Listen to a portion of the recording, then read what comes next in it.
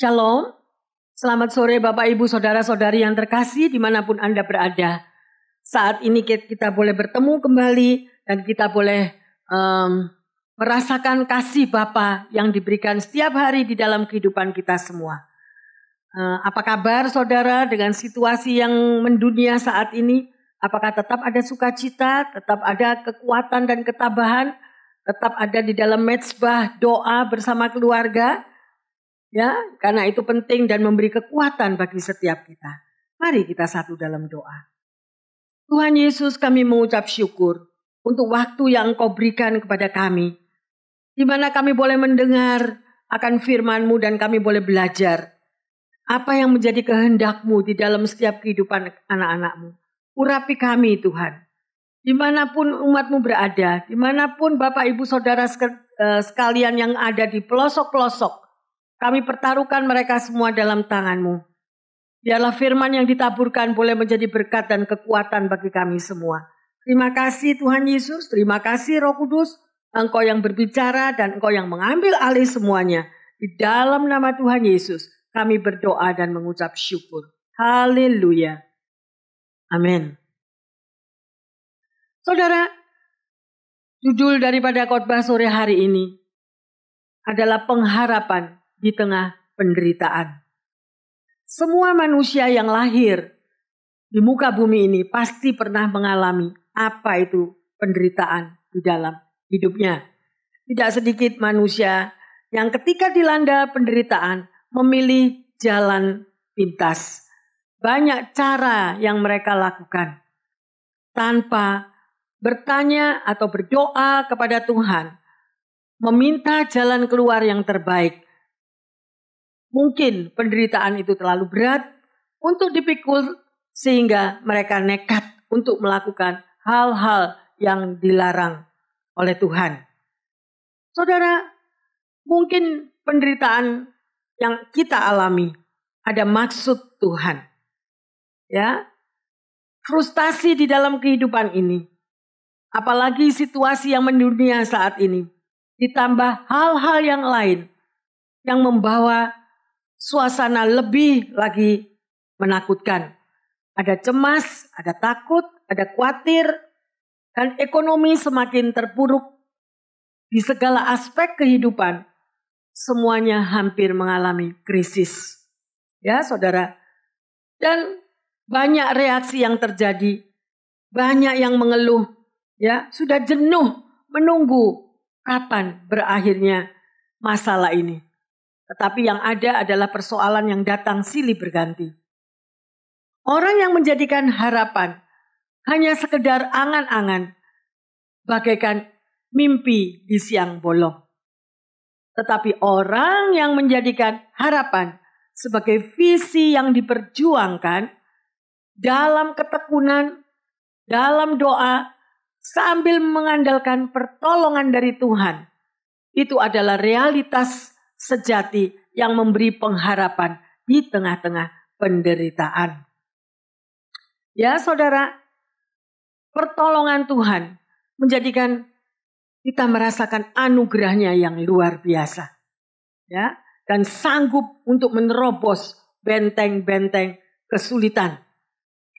Saat ini kita akan belajar saudara, apa arti daripada ada pengharapan di tengah penderitaan. Kita mau melihat di dalam Mazmur 126 ayat yang keempat sampai yang keenam. Pulihkanlah keadaan kami ya Tuhan, seperti memulihkan batang air kering di tanah Negeb. Orang-orang yang menabur dengan mencucurkan air mata akan menuai dengan bersorak-sorai. Orang yang berjalan maju dengan menangis sambil menabur benih, pasti pulang dengan sorak-sorai sambil membawa berkas-berkasnya. Saudara, firman ini begitu indahnya, memberikan penghiburan dan kekuatan. Kalau Anda membaca firman Tuhan, berdoalah terlebih dahulu, supaya Roh Kudus mengurapi dan membukakan pengertian-pengertian kepada kita. Pada ayat yang keempat dikatakan, bangsa Israel ini memohon dengan percaya dan kepada Tuhan dan berdoa terus tanpa henti untuk memulihkan keadaan kita, keadaan mereka. ada kekeringan, ada problem, ada kekecewaan yang terjadi. Doa menjadi nafas kehidupan sehingga membuat kita yang tercekik, saudara, karena masalah dan tenggelam di dalam persoalan kita mengalami kelegaan. Ya, jadi kata pulihkanlah yang dipakai dalam teks ini bukan saja menunjuk kepada pemulihan secara total, tetapi di dalam segala aspek kehidupan.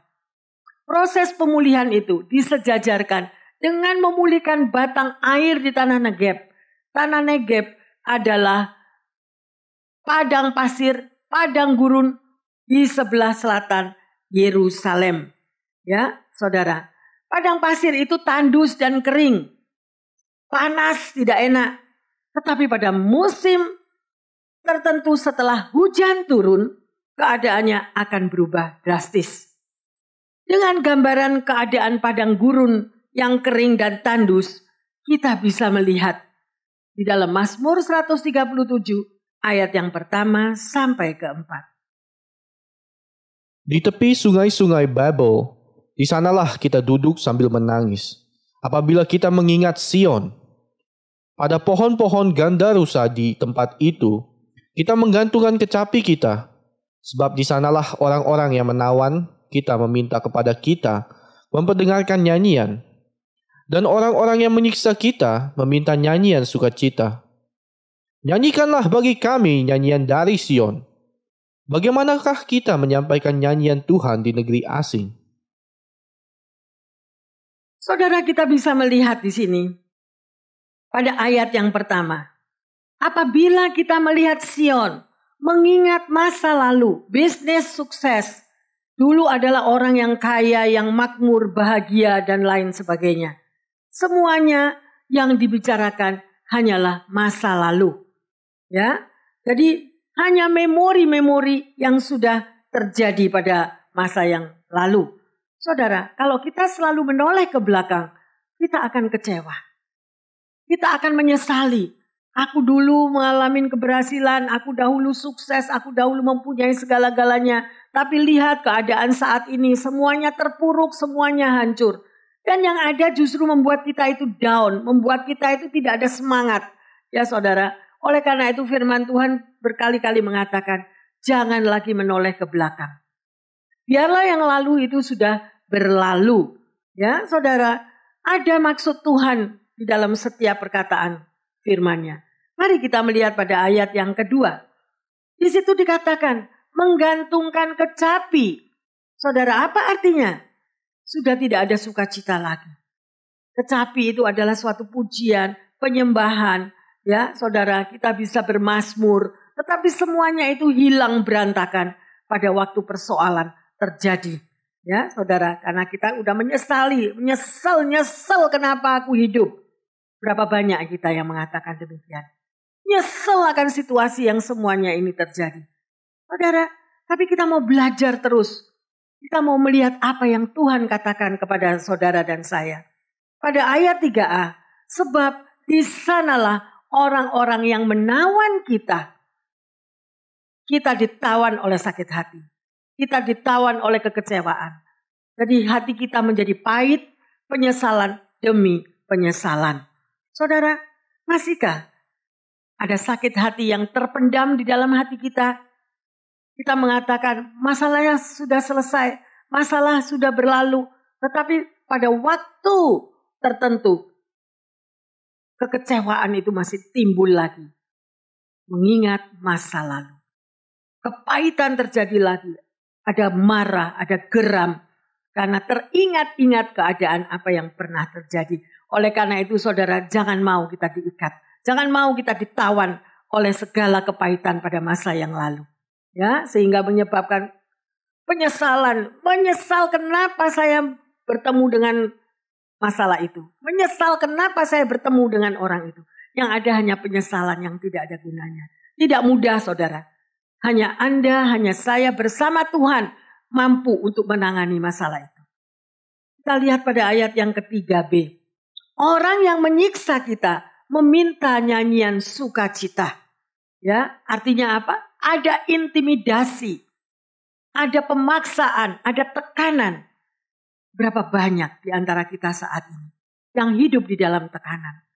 Mungkin tidak ada yang menekan kita, tetapi hanya melihat situasi yang mengelilingi kita saat-saat ini.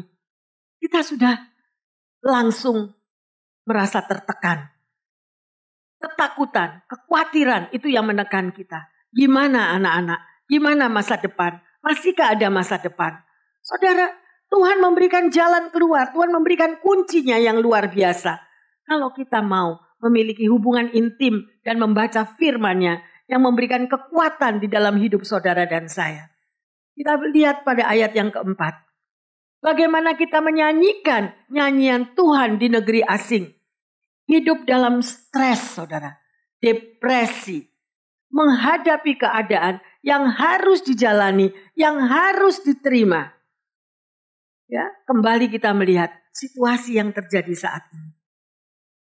Mungkin Anda akan katakan, bagaimana saya mampu bersuka cita? Saya dalam ketakutan. Ya, saya dalam kesedihan, saya dalam keterpurukan karena melihat maut mengintai di setiap tempat dan siap menerkam di dalam segala situasi yang di luar pengetahuan kita. Jadi kita tidak boleh lengah. Ya saudara. Jadi pada ayat-ayat yang kita baca ini menggambarkan suatu kesedihan.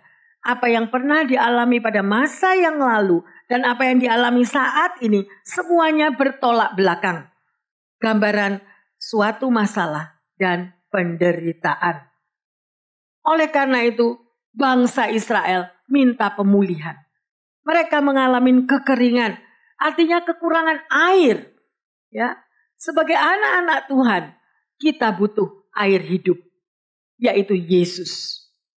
Tuhan tidak menjanjikan bahwa kita mengikuti Tuhan itu jalannya selalu mulus, selalu ada berkat terus. Ya, saudara.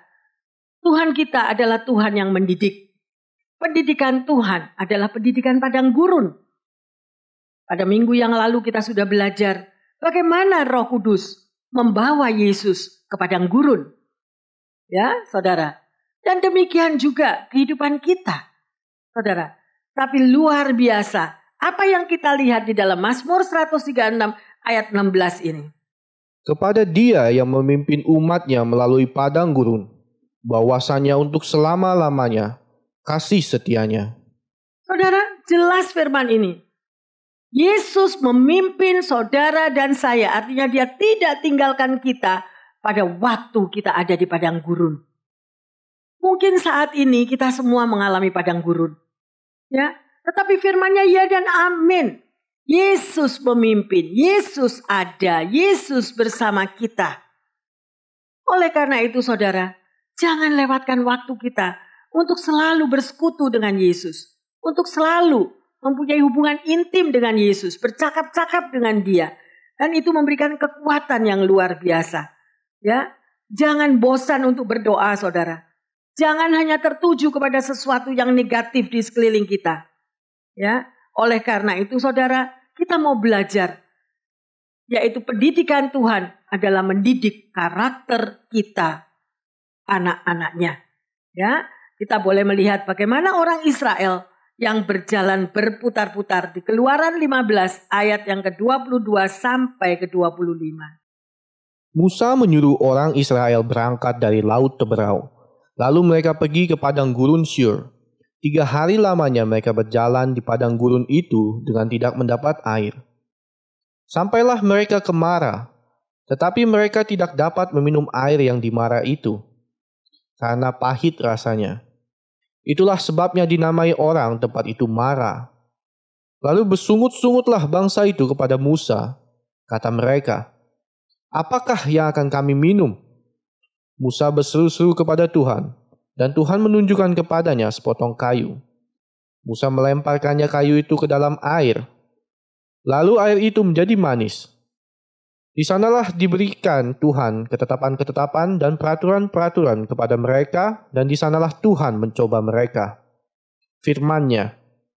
Saudara, di sini kita bisa melihat perjalanan padang gurun, ya. Ada air yang pahit, ada persungutan, Apa yang dilakukan oleh Musa? Musa berseru-seru kepada Tuhan. Saudara, pada waktu ada masalah, kepahitan terjadi, ketakutan, kekhawatiran karena sekeliling kita yang terjadi, baiklah kita tidak bersungut-sungut, tetapi kita mau datang kepada Tuhan seperti Musa. Ya, saudara, panjatkan doa. Tetapi kebiasaan daripada manusia daging kita, pada waktu masalah terjadi, maka ada persungutan, ada kepahitan, menggerutu, terlebih dengan tekanan yang ada. Ya, saudara, mari kita mau membiasakan diri, merubah semua yang negatif dan mengambil keputusan, datang kepada Tuhan dan berseru di dalam doa. Pada ayat yang ke-25, Musa beriman dan berseru kepada Tuhan. Dan Tuhan menunjukkan kepadanya sepotong kayu. Musa melemparkan kayu itu ke dalam air. Lalu air itu menjadi manis.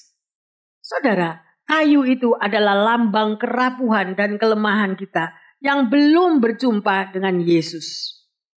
Bersama Yesus, kayu itu melambangkan kayu salib. Banyak orang menolak perjalanan kayu salib. Ya, karena jalan salib adalah jalan yang penuh dengan penderitaan. Hanya satu jalan yang membawa kita kepada jalan kemenangan, yaitu jalan salib. Salib adalah bukti daripada kasih Kristus kepada kita. Tanpa Yesus mati di kayu salib, ya, dosa kesalahan kita semuanya tidak akan tertebus. Mari kita lihat pada ayat yang ke-26.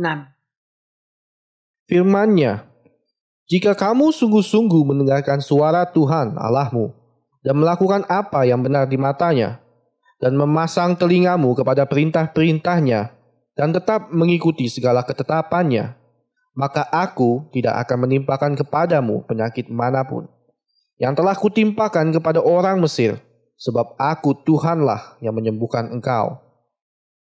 Saudara, kalau kita mengikuti segala ketetapan-ketetapan yang Yesus katakan, kita akan terlindungi, saudara. Dan Tuhan akan menyertai. Ya, tetapi adakah, kembali lagi saya katakan, engkau melibatkan Tuhan di dalam hidupmu, engkau libatkan Tuhan di dalam keluargamu, engkau libatkan Tuhan di dalam persoalan yang ada. Terutama saat ini, saudara. Ya, kita lihat bagaimana Tuhan menyertai. Dan dia berikan mujizat yang luar biasa pada waktu Laut Teberau terbelah menjadi dua. Itu adalah gambaran kemenangan. Apa yang tak pernah kita pikirkan dan bayangkan, Tuhan sanggup untuk memberikannya. Allah tidak izinkan kita berada di Teberau terus menerus, ya saudara, terus berada di tempat itu, di mana kita sudah mengalami kemenangan, ya. Tetapi Tuhan akan membawa kita, mendisiplin kita, dan masuk ke padang gurun, menjemukan, sakit, ya saudara. Lihat apa yang dialami oleh Musa. Dia memiliki segala-galanya, kedudukan, popularitas, dan lain sebagainya. Begitu Allah mau pakai dia, Allah harus menjadikan Musa nol terlebih dahulu, sehingga karakter Musa dibentuk. Ya, saudara, kita belajar di sini bagaimana pendidikan Tuhan di dalam kehidupan kita semuanya. Ya, karena Tuhan mempunyai maksud di dalam pendidikannya itu. Ya, dan sebelum Tuhan mendidik umatnya, Tuhan mendidik pemimpinnya terlebih dahulu. Lihat Yusuf. Apa yang dia alami? Dia masuk sumur, ya, dijual, difitnah, masuk penjara. Sampai Tuhan membuat indah pada waktunya dan Yusuf menjadi raja muda. Kembali lagi saya ingatkan, di padang gurun Allah ada. Baca lagi Mazmur 136 ayat 16, saudara. Supaya saudara mengingat bahwa apapun di dalam masalah, kesusahan, penderitaan yang engkau alami, kita tidak berjalan sendiri. Ya, mari kita hafalkan Mazmur 136 ayat yang ke-16. kepada Dia yang memimpin umatnya melalui padang gurun, bahwasanya untuk selama-lamanya kasih setianya. Amin. Lihat saudara. Ya, Dia yang memimpin kita ada di padang gurun. Berarti Tuhan izinkan padang gurun terjadi dalam hidup Anda dan saya untuk mendidik karakter kita, untuk mendisiplin cara hidup kita. Karena kita ini udah terlalu lama menikmati keadaan dunia ini sehingga hubungan kita dengan Tuhan begitu jauh. Ya, saudara, itu pendidikan Tuhan. Maksud Tuhan melalui masalah, pencobaan atau situasi yang terjadi saat ini, kita kembali di dalam pelukan Tuhan. Kita mau merendahkan diri. Tuhan, hanya Engkau penolong hidupku. Hanya Engkau perlindunganku. Ya saudara, sedemikian rupa Tuhan kita adalah Tuhan yang luar biasa. Milikilah doa dengan iman. Karena iman menggapai tangan Allah yang tidak kelihatan. Ya, kita mau baca di dalam Mazmur 46 ayat yang ke-6b. Allah akan menolongnya menjelang pagi. Allah akan menolong saudara dan saya menjelang pagi. Mungkin pertanyaannya, kenapa pastor kok baru menjelang pagi ditolong oleh Tuhan? Saudara, kita mau mengerti akan firman Tuhan. Ya, di waktu-waktu tertentu kapan saudara bisa bersaat teduh? Bersaat teduh itu memerlukan waktu yang tenang. Waktu yang mengalami tidak ada hiruk pikuk. Dan itu adalah menjelang fajar. Jam 3, jam 4 pagi. Anak Tuhan yang mempunyai hubungan pribadi dengan Tuhannya, pasti Tuhan campur tangan. Yesus sendiri selalu berdoa pada pagi hari. Oleh karena itu saudara, kalau engkau tidak memiliki hubungan pribadi dengan Tuhan, bangun sudah jam 9 pagi atau jam 12 siang, semuanya udah terlewat. Saudara, lewat. Kita tidak tahu, oleh karena itu bacalah firman Tuhan. Ada poin-poin yang penting dan yang tertentu yang menjadi kunci jawaban doa di dalam hidup Anda, di dalam hidup kita semuanya. Ya saudara, mari kita lihat di dalam Markus 1 ayat 35. Pagi-pagi benar waktu itu masih gelap. Ia bangun dan pergi keluar. Ia pergi ke tempat yang sunyi dan berdoa di sana. Saudara, Yesus sendiri berdoa pagi-pagi. Ya, Dia datang pada waktu pagi. Oleh karena itu saudara, dedikasikan waktu menjelang fajar kepada Tuhan. Ingat posisi kita semua. Kita adalah domba-domba yang lemah di tengah-tengah serigala. Di mana perlindungan, pertolongan kita? Tidak ada di bawah kolong langit ini saudara. Hanya satu nama yang sanggup menjadi tempat perlindungan kita. Yaitu Yesus Kristus Juru Selamat kita yang hidup. Ya, sekali lagi dedikasikan saudara. Waktu kita menjelang fajar untuk bersekutu dengan Raja di atas segala raja. Kita mau lihat Mazmur 5 ayat yang keempat. Tuhan, pada waktu pagi Engkau mendengar seruanku. Pada waktu pagi aku mengatur persembahan bagimu, dan aku menunggu-nunggu. Saudara, kita jelas mendengar dan membaca firman ini pada waktu pagi. Ya saudara, di firman Tuhan tidak bilang pada waktu sore. Ya, pada waktu pagi sebelum Anda bekerja, sebelum Anda pergi kemanapun melakukan tugas sehari-hari. Tetapi persembahkanlah waktu itu kepada Tuhan. Saudara, terlebih kepada seorang pelayan Tuhan. Saya percaya Anda semua adalah anak-anak Tuhan, hamba Tuhan, pelayan Tuhan. Ya, sebelum kita melayani keluar, layanilah dulu Sang Raja kita. Raja di atas segala raja, Tuhan Yesus yang patut kita sembah. Ya saudara, Mazmur 57 ayat yang ke-9.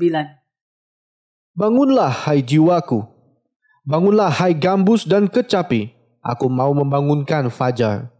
Saudara, katakan, bangunlah hai jiwaku. Bangunlah hai gambus dan kecapi. Berarti ada apa saudara? Ada pujian, ada penyembahan. Di saat teduh itu, berikan yang terbaik melalui pujian dan penyembahan. Mungkin saudara katakan, pastor saya tidak bisa menyanyi. Pastor, saya tidak bisa bermazmur. It's okay, saudara. Saudara bisa mengucap syukur, terima kasih Tuhan Yesus. Saya sudah boleh tidur dengan nyenyak. Ini saatnya aku mau bersekutu dengan Engkau kembali. Pagi yang indah, aku mau bertemu dengan Engkau. Terima kasih untuk seluruh hari ini. Engkau menyertai hidupku, Engkau menyertai keluargaku. Ya, Roh Kudus, terima kasih. Katakan pada pagi hari itu, saudara. Maka sesuatu akan berbeda. Seluruh hari itu, kita akan mengalami perlindungan kuasa darah Yesus. Bersekutulah dengan Tuhan, saudara. Seperti Anda ini sebuah batang kawat yang kecil, Anda menempel kepada baja yang besar. Tidak ada seorang pun yang sanggup untuk membengkokkan kita. Oleh karena itu, ini waktunya kita berbalik. Ini saatnya, apapun situasi kita yang mendunia, tidak ada jawaban yang lebih dari segala-galanya. Kita kembali kepada Tuhan Yesus yang menciptakan hidup saudara dan saya. Saudara, kita belajar lagi. Setelah bangsa Israel dengan penuh air mata memohon pemulihan daripada Tuhan, apa yang terjadi? Dari batang air yang biasanya kering berubah dengan air yang mengalir. Pemulihan dari Tuhan memang mampu mengubah krisis menjadi berkat.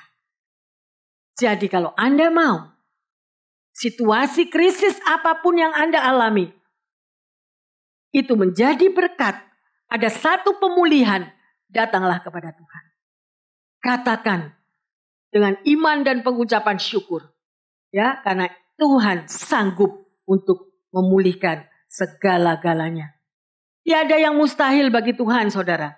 Itulah keyakinan, ya, daripada umat Tuhan atas pertolongan Tuhan di tengah-tengah harapan mereka. Mungkin ada yang sudah putus asa, tapi kita mau kembali lagi kepada Tuhan. Dengan keyakinan ini mendapatkan penekanannya, saudara, keyakinan yang luar biasa pada ayat yang ke-5 dan ke-6. Orang-orang yang menabur dengan mencucurkan air mata akan menuai dengan bersorak-sorai. Amin. Ya saudara, orang yang menabur dengan mencucurkan air mata akan menuai dengan sorak-sorai. Ini janji Tuhan, ini perkataan firman Tuhan, saudara. Ya, kalau Anda mau taat, Anda mau setia dan mengikuti firman-Nya, hal itu akan terjadi. Seperti para petani yang menabur dengan air mata dan tangisan. Keadaan yang tidak enak, saudara. Susah, menderita. Hidupnya stres, ya, depresi, menghadapi keadaan yang harus dijalani. Dan harus diterima, dibutuhkan ketekunan dan kesabaran. Kekuatan kita hanya ada di dalam Tuhan. Saudara, dikatakan di sini, seseorang yang bernama Olivier Messiaen. Dia adalah seorang komposer Prancis, ikut diseret di dalam kamp konsentrasi Nazi pada usia 31 tahun.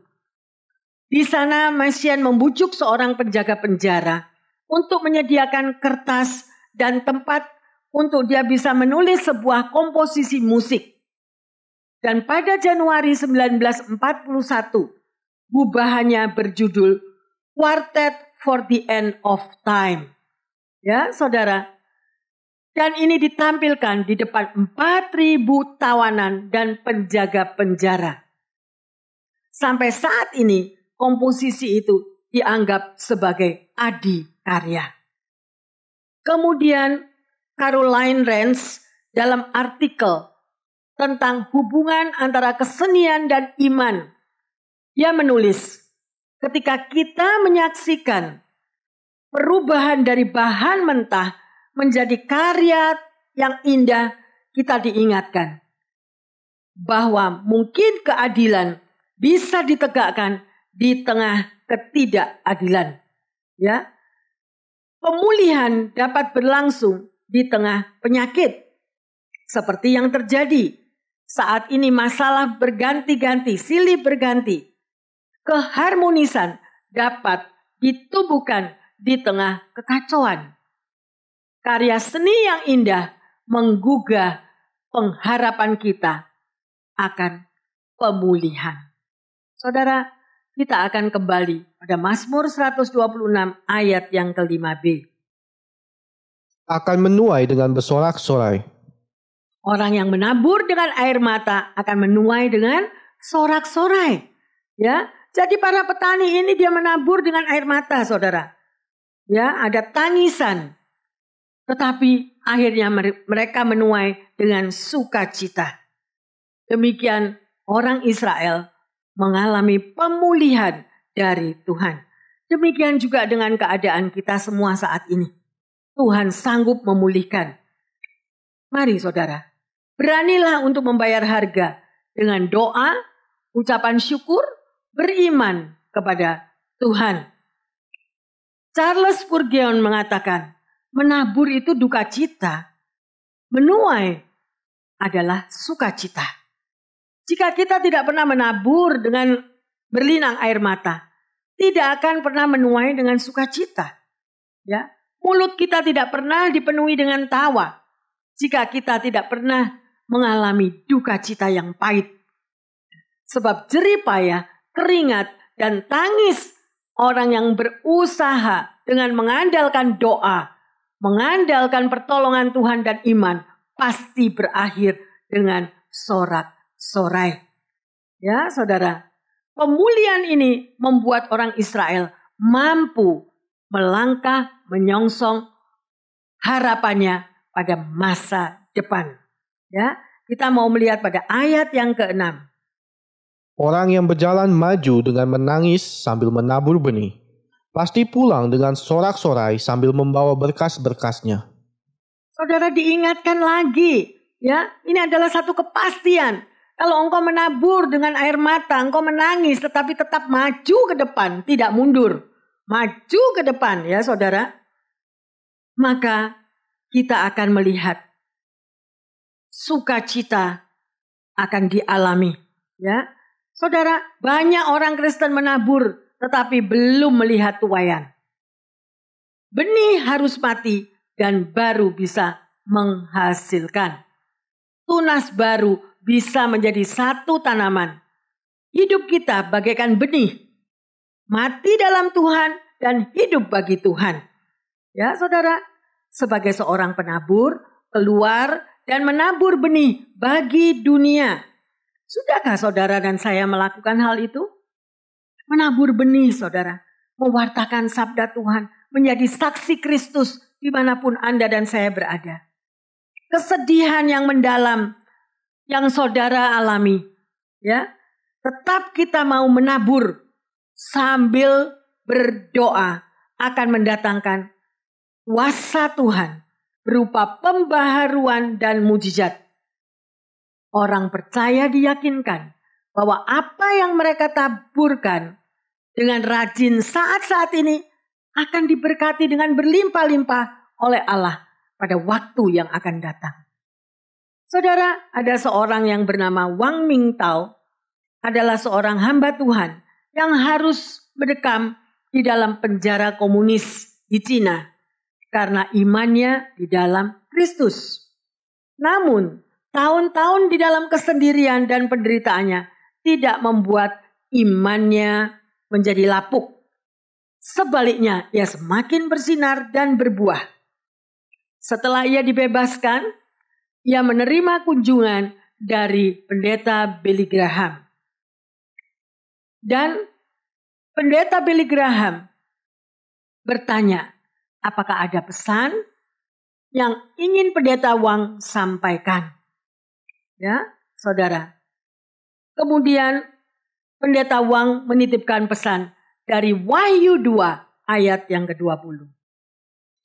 Wahyu 2 ayat 10. Janganlah takut terhadap apa yang harus engkau derita. Sesungguhnya iblis akan melemparkan beberapa orang dari antaramu ke dalam penjara, supaya kamu dicobai dan kamu akan beroleh kesusahan selama 10 hari. Hendaklah engkau setia sampai mati, dan aku akan mengaruniakan kepadamu mahkota kehidupan. Hendaklah engkau setia sampai mati, dan aku akan mengaruniakan kepadamu mahkota kehidupan. Jadi kesetiaan dibuktikan melalui ketetapan hati. Ya. Dan kita bisa melihat bagaimana kita bertahan di dalam proses Tuhan. Kadang jalan ini mengundang tetesan air mata. Ingatlah, di akhir jalan kita akan bersorak-sorai, memetik buah kemenangan, dan menerima mahkota kehidupan. Amin. Bagaimana dengan kehidupan kita? Koreksi diri, ujilah apakah kita memiliki karakter untuk tetap setia kepada Tuhan di dalam segala badai kehidupan. Saudara, kembali kita lihat pada Mazmur 126 ayat yang pertama. Nyanyian ziarah. Ketika Tuhan memulihkan keadaan Sion, keadaan kita seperti orang-orang yang bermimpi. Haleluya. Pada waktu terjadi pemulihan, saudara, keadaan kita seperti bermimpi. Ya, mungkin Anda juga sudah pernah mengalami melalui persoalan-persoalan yang lain, ya. Dan dari mana pemulihan itu terjadi? Dari anugerah kasih Tuhan. Kata memulihkan ada 3 hal, saudara. Yang pertama, bisa berarti Tuhan mengembalikan, Tuhan mengubahkan, Tuhan menyembuhkan. Perubahan radikal yang terjadi dirasakan seperti mimpi, ya. Dan waktu mereka sadar, mereka tertawa kegirangan. Tuhan telah melakukan perkara yang besar dan juga mengadakan pembaharuan hidup. Haleluya. Hanya Tuhan yang dapat melakukan pemulihan, saudara. Karena manusia hanya bisa sampai pada batas memaafkan. Ya. Yang kedua, pemulihan itu dikerjakan Tuhan melalui proses menabur yang dikerjakan, melalui berkorban dan mengasihi. Ada orang, saudara, belum semuanya itu tulus untuk berkorban. Tetapi ada orang yang berkorban, tetapi mengorbankan orang lain. Ya, sedemikian rupa, saudara. Dan kita melihat yang ketiga. Pemulihan merupakan wujud dari penuaian yang dipenuhi Tuhan dengan sorak-sorai kemenangan. Ya, sedemikian rupa, saudara. Tuhan menghendaki kita semuanya menuai dengan sorak-sorai. Artinya apa? Ada kemenangan. Ya, dan kemenangan terjadi karena kita sabar dan kuat menunggu akan janji Tuhan. Ya. Saudara, kita akan lanjutkan ya bagaimana kuasa Tuhan itu bekerja dengan luar biasa. Mazmur 126 ayat yang kedua dan ketiga. Pada waktu itu, mulut kita penuh dengan tertawa, dan lidah kita dengan sorak-sorai. Pada waktu itu, berkatalah orang di antara bangsa-bangsa, Tuhan telah melakukan perkara besar kepada orang-orang ini. Tuhan telah melakukan perkara besar kepada kita, maka kita bersukacita. Saudara, di sini kita bisa melihat Tuhan telah melakukan perkara yang besar. Jadi perkara yang besar di dalam satu pemulihan itu akan terjadi kalau Anda percaya. Serahkan semua apa yang ada di sekeliling kita. Semuanya pasti akan berakhir. Tapi bukan dengan waktu kita, tetapi dengan waktu Tuhan. Pengalaman ditolong oleh Tuhan itu begitu ajaib. Sehingga bagi kita yang sudah mengalaminya seperti kita bermimpi, saudara. Mimpi yang menjadi satu kenyataan. Ya. Dulu realita hidup begitu pahit, sekarang dipulihkan. Dulu kelepasan hanya sekedar angan-angan, sekarang menjadi kenyataan. Meresponi kenyataan itu, saudara, dari mulut akan keluar satu pengucapan syukur. Hati akan merasakan sukacita yang luar biasa. Bahkan syukur dan sukacita kita tidak dapat lagi disembunyikan. Ya, saudara. Luar biasa. Mereka tidak hanya bersyukur di dalam hati, tetapi mereka menyorakkannya. Dengan kata lain, pekerjaan Tuhan menjadi alat kesaksian bagi orang lain. Jangan pernah lupa untuk melupakan pertolongan Tuhan. Ya, apa yang sudah Anda mulai di dalam roh, jangan diakhiri di dalam daging. Saudara, mari. Harus ada komitmen. Kalau Anda sudah pernah ditolong oleh Tuhan, Anda sudah pernah diangkat dan dipulihkan hidup Anda dari masa-masa perbudakan masa lampau. Sekali-kali jangan tinggalkan Tuhan. Bapak, Ibu, Saudara-saudari yang terkasih, melalui firman Tuhan di dalam Mazmur 126, 1-6, kita belajar akan 3 hal. Yang pertama, mujizat di dalam kehidupan bukan perbuatan biasa, tetapi ditambahkan oleh Allah. Selama kita bersandar kepada Dia, pada masa menabur, meskipun diiringi dengan air mata, tak akan kekurangan alasan bagi kita untuk bersyukur dan bersuka cita. Ya, bukan perbuatan biasa, tetapi perbuatan karena anugerah Allah. Yang kedua, pelipat gandaan benih. Dari satu benih menjadi satu berkas. Ya, pekerjaan diberkati, hati penuh sukacita, berkat pelipat gandaan terjadi luar biasa. Yang ketiga, benih yang hidup. Pentingnya benih yang hidup akan menghasilkan benih yang melimpah. Benih yang dipilih oleh Tuhan sendiri akan menjadi berkat bagi banyak orang. Saudara, kita sudah belajar banyak pada waktu ini ya. Bapak, Ibu, Saudara-saudari terkasih. Di tengah-tengah penderitaan Allah sanggup melakukan perkara yang besar kepada kita. Tetaplah berharap kepada janji Tuhan. Pengharapan yang tidak pernah mengecewakan. Alamilah proses kehidupan bersama Tuhan. Jangan mengeluh, jangan menggerutu, berpikir negatif. Ya saudara, maka kita akan mengalami mimpi-mimpi indah menjadi kenyataan. Karena Tuhan akan membuat indah pada waktunya. Mari kita bersuka cita. Mari kita bersorak-sorai menyatakan perbuatan Tuhan yang ajaib di dalam kehidupan kita semuanya.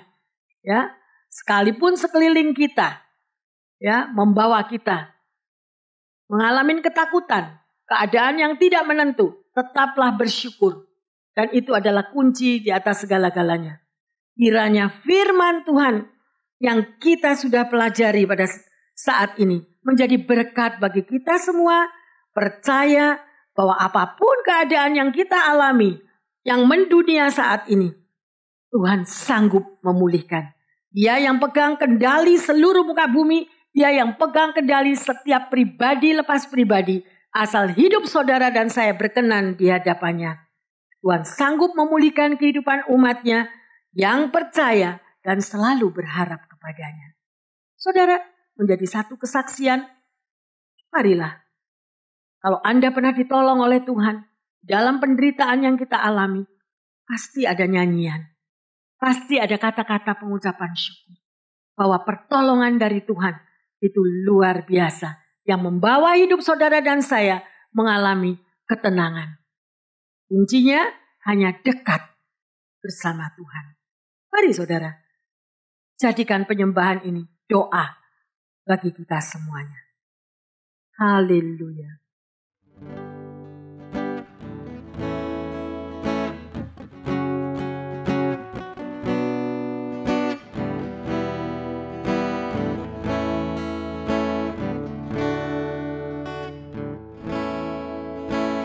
Hatiku tenang berada dekatmu, Kaulah jawaban hidupku.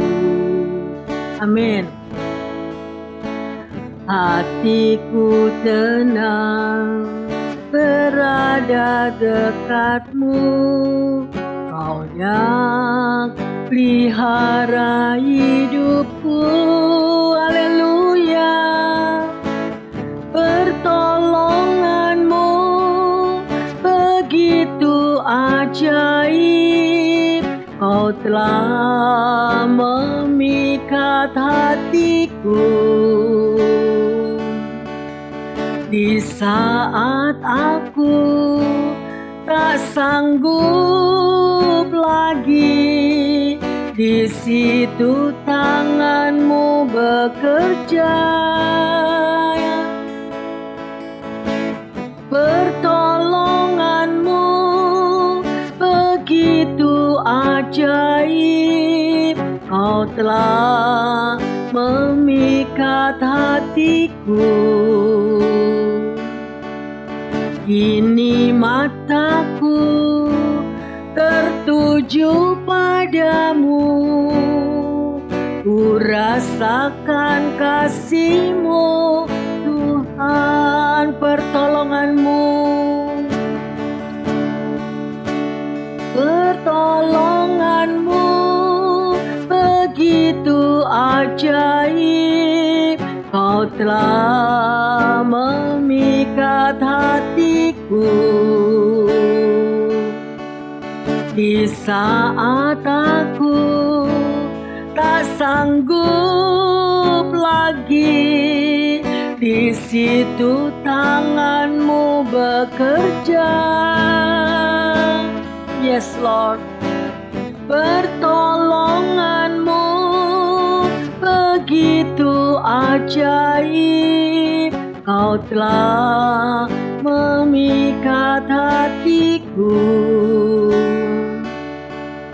Kini mataku tertuju padamu, ku rasakan kasih-Mu Tuhan, ku rasakan kasih-Mu Tuhan.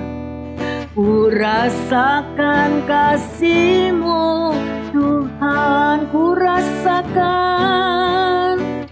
rasakan kasih-Mu Tuhan. Terima kasih Tuhan untuk firman yang sudah Kau berikan kepada setiap kami. Kami percaya bahwa ada satu pengharapan yang luar biasa. Karena Engkau sudah menghapus air mata kami. Engkau sudah membuka kain kabung kami. Dan kami boleh mengalami sorak-sorai kemenangan. Biarlah kami tidak mau melihat kepada masalah yang ada pada saat di sekeliling kami ini terjadi. Tetapi kami hanya melihat kepada kuasa-Mu yang ajaib. Dan Engkau berada di padang gurun untuk menemani kami, membimbing kami, dan menolong dimanapun kami berada. Terima kasih Tuhan Yesus untuk jawaban doa, untuk kekuatan yang baru, untuk sukacita dan sorak-sorai yang akan kami alami semua dimanapun umat-Mu di pelosok-pelosok mendengarkan firman ini. Ada satu pemulihan yang luar biasa yang terjadi. Terima kasih Roh Kudus, terima kasih Bapa dalam surga. Kami percaya firman-Mu ya dan amin. Dan kami sudah menerima berkat pemulihan yang luar biasa. Di dalam nama Tuhan Yesus, Juru Selamat kami yang hidup, kami berdoa dan mengucap syukur. Haleluya. Amin.